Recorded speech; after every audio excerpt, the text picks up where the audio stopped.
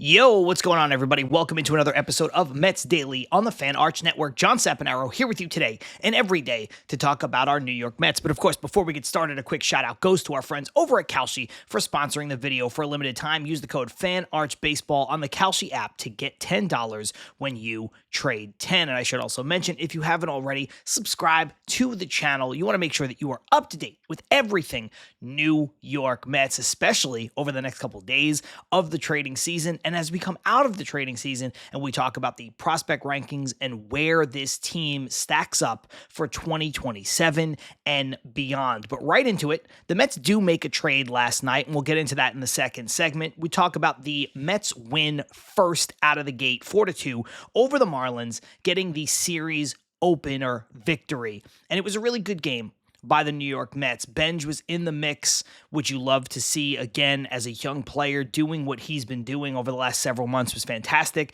Luis Robert Jr. played the hero as he knocked in 2 runs, the decisive 2 runs, late in that game. And look, Luis Robert Jr. is not going to be on the Mets more than likely in a couple days, so that bodes well for his value with regards to trying to tell teams, hey, this is a guy who has been clutch. This is a guy who can hit lefties even in the worst of times. This is a guy who could still play a really great center field. So anything he does over the next couple days is going to be fantastic. Rayleigh was great. He got 5 outs in this game. And again, when you're talking about trade value, that is something that the Mets have really been pushing, where it's like, hey, we've got these lefties. These lefties are great. We know what they can do. But I love to see them take Rayleigh and say, hey, you're going to go out there. You're going to get us 5 decisive outs, the most he has gotten all season. And again, when you're trying to showcase a guy, when you're trying to shop a guy, when a guy is going to be traded because he's on an expiring contract, this is what you look for. Devin Williams, who's not going anywhere, closes it out.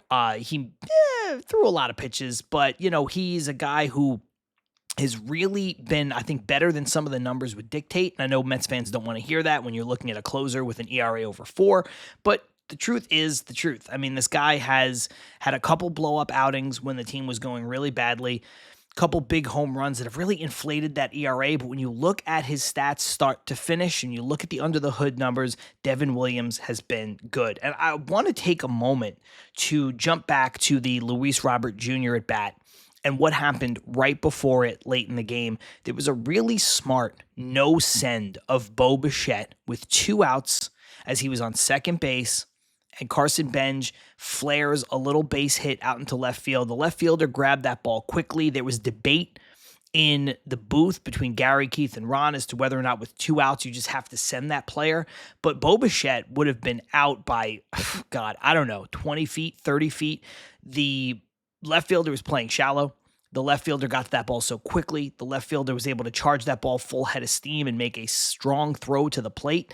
And I think you have to give credit where credit is due to Tim Leeper, Mets third base coach, for holding him up in a spot where you're like, okay, now we need another hit. We got to compile 3 hits in a row to try to get the lead here, which is not an easy thing to do in Major League Baseball, especially as you get into those later innings. A lot of teams look to try to flip the game on its ear with a hit or 2 and a home run or whatever the case is. And there was nice patience shown, nice reading of the situation. And of course, it wound up paying off because not only did Benj steal second, but then, of course, Luis Robert Jr. able to get the hit to left field on what was a little bit more of a seeing eye hit through the infield, which didn't allow for the left fielder to make as good of a throw. And of course, you had second and third at that point.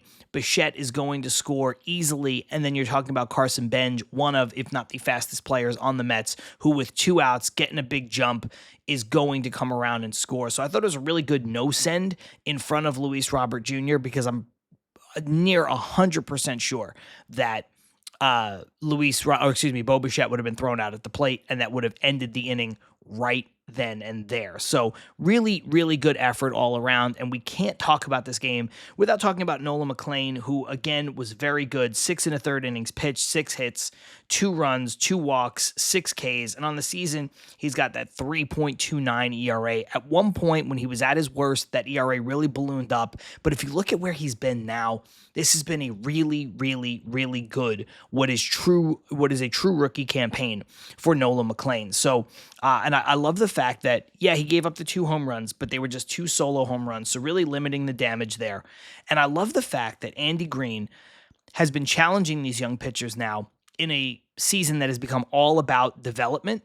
I love to see how he pushed Christian Scott a couple starts ago, and now after this game, he pushes Nolan McLean a little bit, and he says, listen, Nolan McLean was good, but, he got a little excited after he got that big out in the 7th inning, lost his focus, and I'm paraphrasing, of course, and gives up the home run. We got to pull him from the game. So I'd like to, at this point in the season, when you're talking about development for 2027 and beyond, especially with these pitchers, I like not only pushing them in the games, leaving them out there. They did something similar with Zach Thornton where they left him out there to get another out. That was great. You like to see that, but you also like to see a little bit of the guts from the manager, a guy who is in player development, a guy who at the end of the season is going to go back to player development. So this is his bread and butter, but also he's got nothing to lose by pushing these players a little bit. And you really, really, really love to see it. So all told, pretty tidy win for the New York Mets. And the Mets, again, the season's over. They've already started the sell-off. We're going to talk about that in a second. But the Mets are on this nice little run right now. They've won 4 or 5. They're playing better baseball. And it's unfortunate that it comes this late in the season for the first time. It's unfortunate it comes when they're out of it.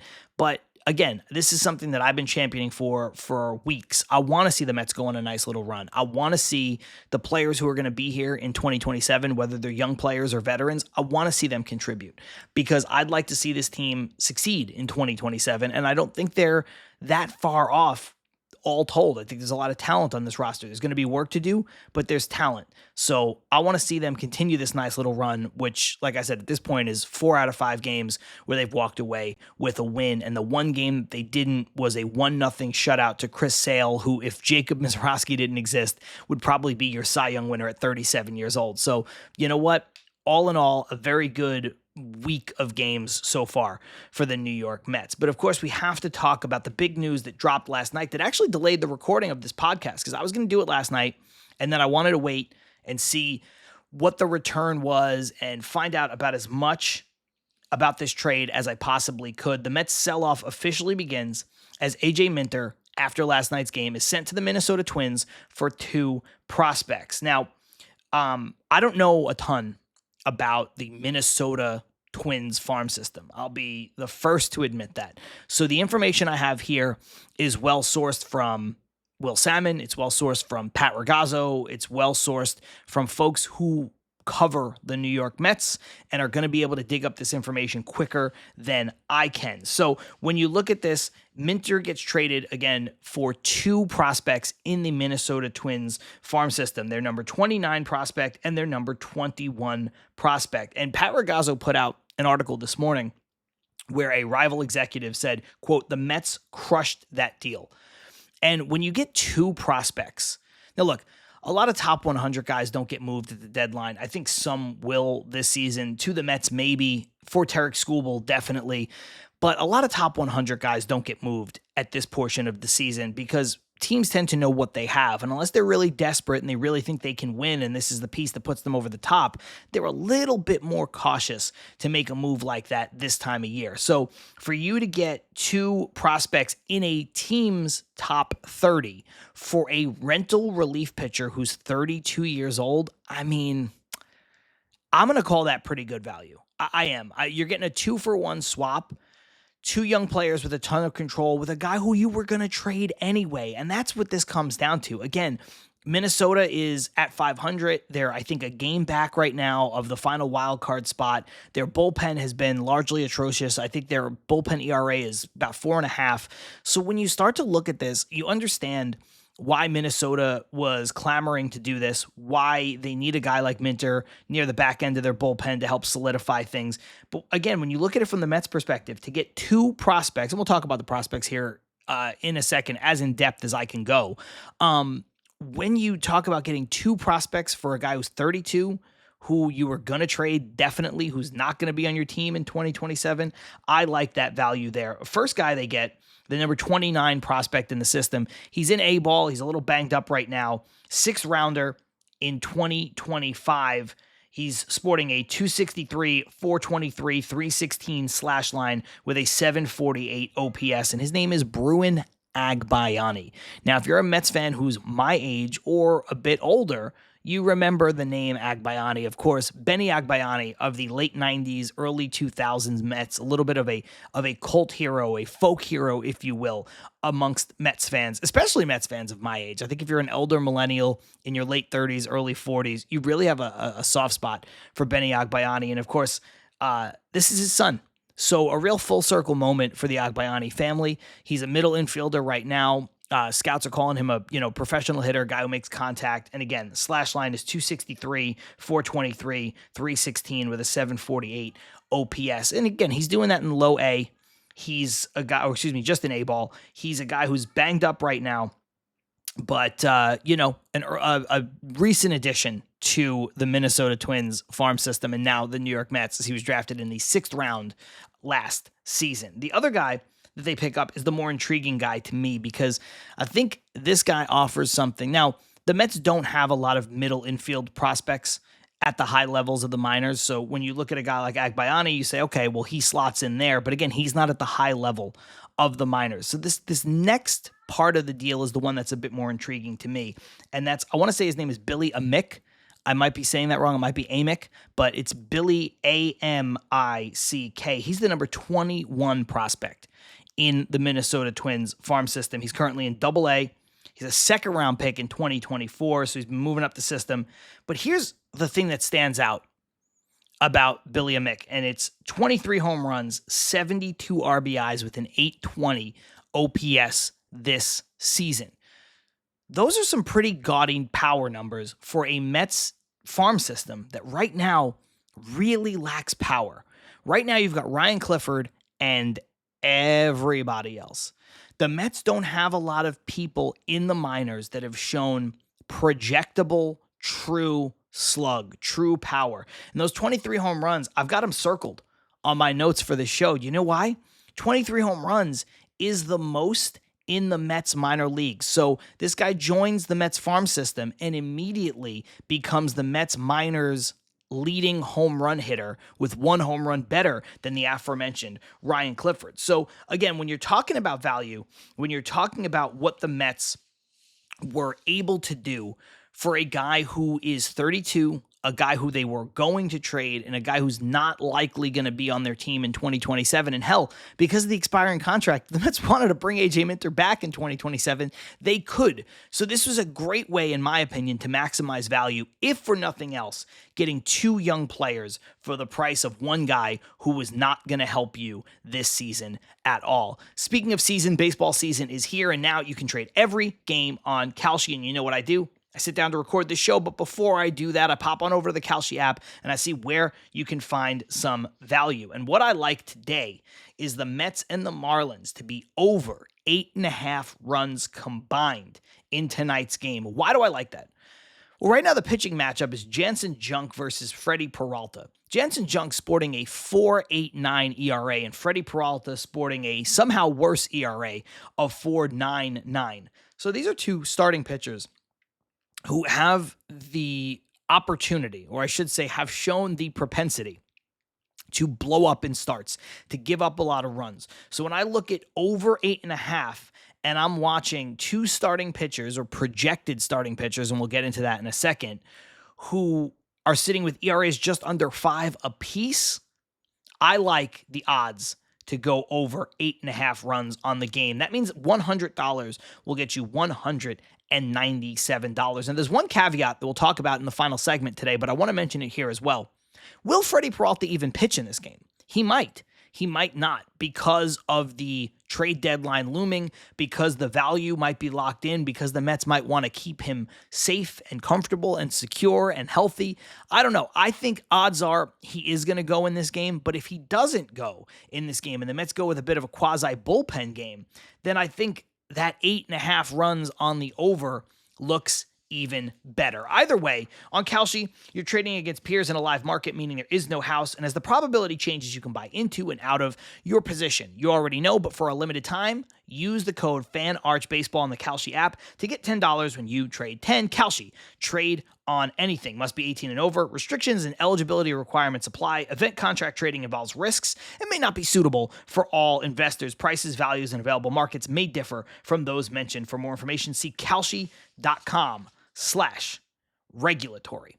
So for the rest of this show, we are going to touch on things that have to do with the trade deadline, as again, the trade deadline is Monday, August 3rd. So we're just a couple days away. Mets have already begun their sell-off, and now it's important to look around the league and just see where things are going to go with some of these markets. Now, I have been adamant about Francisco Alvarez and how the Mets should not trade him, period.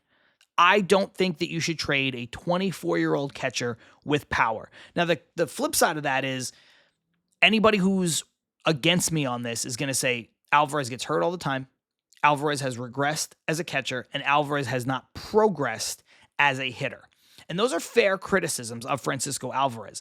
But if you take away the fact that Francisco Alvarez was the Mets' number one prospect, if you take away the fact that he was the number one catching prospect in baseball, and that he was on some list the number one prospect in all of baseball, if you take away that, which realistically means a whole lot of nothing once you start to talk about what they can do at the major league level, Francisco Alvarez has been an above average offensive catcher for the New York Mets, and he's done all of it at 22, 23, 24 years old. This is a guy that came up so young. If you look at the at-bats that he has had as a catcher at this age, at this point in his career, I mean, this guy has gotten so much experience so early on.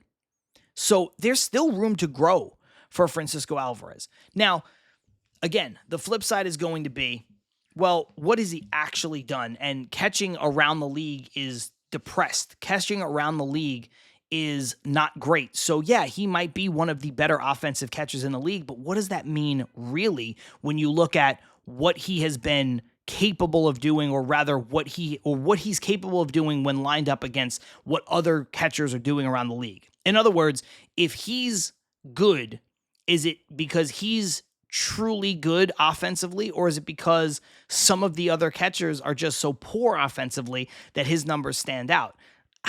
It's probably a combination of both, but at this point, it doesn't really matter. But here's the thing that's interesting.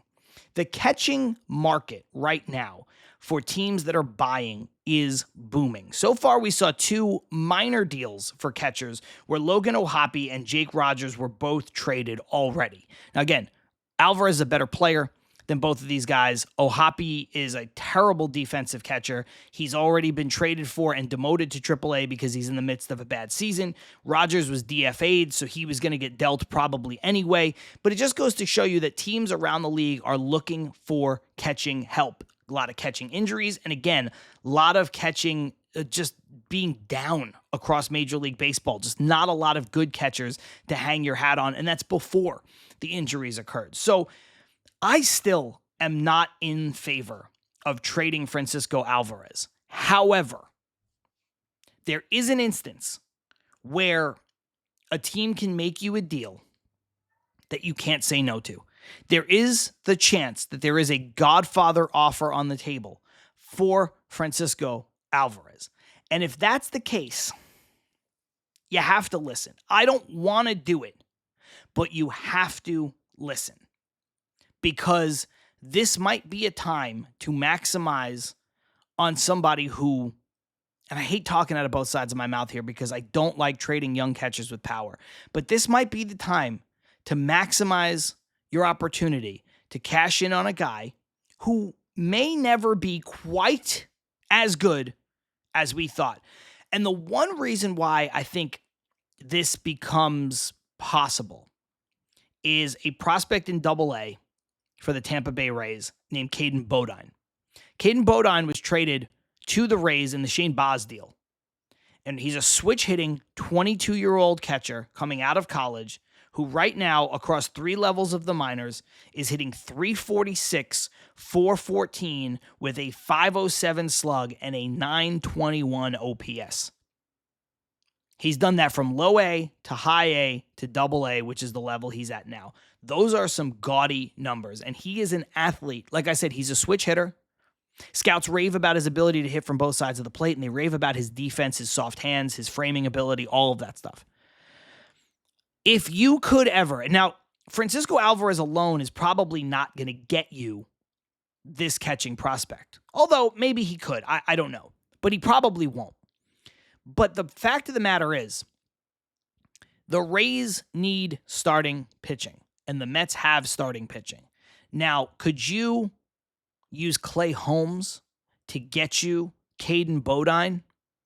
And then could you flip Francisco Alvarez in another deal to further restock your farm system? I don't know if Clay Holmes is enough to get you Caden Bodine, who right now is the number 3 prospect in the Rays organization. But could you package Clay Holmes and Francisco Alvarez to the Rays to get Caden Bodine and maybe a lottery ticket prospect? But honestly, that's a 2-for-1 deal that I would consider doing even on its own, because I think that Bodine is going to be the guy who becomes a bit of a fast riser. And like I said, right now, he's only 2 years younger than Francisco Alvarez. And the flip side is, again, when Francisco Alvarez was 22, he was catching for the New York Mets. He wasn't in Double-A. We can't forget that. So I don't want to move on to the next hottest thing and do the what have you done for me lately nonsense. But that is a way that I would entertain this. If the Mets could ever get a prospect the caliber of Bodine back into their system, whether in a deal that includes Alvarez or in a separate deal, then I would start to talk about whether or not I could trade Francisco Alvarez in a market that is going to be a seller's market like a lot of it is. It's a seller's market for relievers. It's a seller's market for starters. And guess what? The Mets basically control the relief pitcher market. The Mets, outside of Tarek Skubal, have a lot to offer on the starting pitching market. And if they ever got involved in the catching market, they would have a lot to say there as well. So I don't think this is likely. I'm not even sure that I would feel great about it because, again, I'll just broken record myself here. You don't trade 24-year-old catchers with power. However, if you could get a prospect like this in return or in another deal who's close to the major leagues, who is a true catcher, who is an athlete, who is a top prospect, then I would consider it. Because one of the big reasons why I don't want to trade Francisco Alvarez, Freudian slip, I suppose.